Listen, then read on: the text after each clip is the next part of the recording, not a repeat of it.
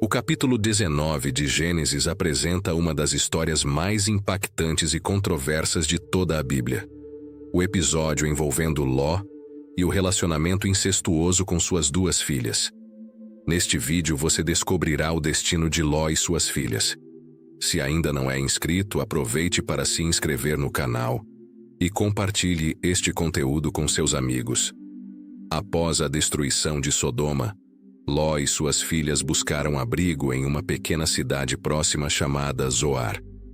Apesar de estar localizada na mesma região, Zoar não foi devastada junto com as outras cidades. A Bíblia não especifica quanto tempo Ló e suas filhas permaneceram ali, nem detalha o motivo de terem abandonado o local. Contudo, Ló decidiu, junto com suas filhas, deixar a cidade e buscar refúgio em uma caverna nas montanhas. Ló, que anteriormente era extremamente próspero durante sua convivência com Abraão, agora vivia em condições precárias devido às escolhas ruins que fez ao longo de sua trajetória. Com a destruição de Sodoma, toda a população da cidade e os conhecidos das filhas de Ló pereceram, inclusive os noivos prometidos às jovens. Convencidas de que não encontrariam mais esposos, as filhas decidiram embriagar Ló para consumar um ato incestuoso.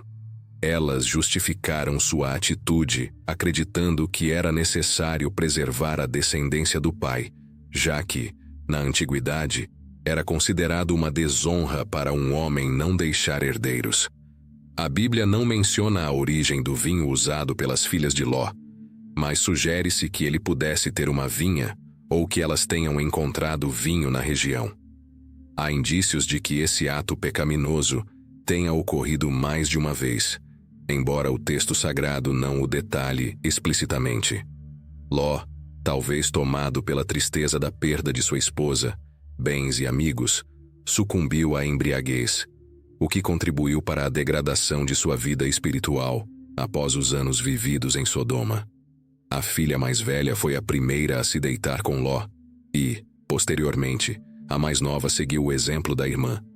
Ambas ficaram grávidas, acreditando estar garantindo a continuidade da linhagem de Ló.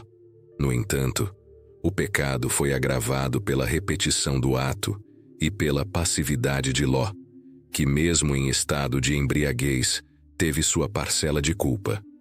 Sua conivência não isenta sua responsabilidade, pois ele compartilhou da corrupção moral que marcou os anos vividos em Sodoma. As consequências desse ato trouxeram vergonha a Ló, em contraste com a honra que suas filhas esperavam alcançar.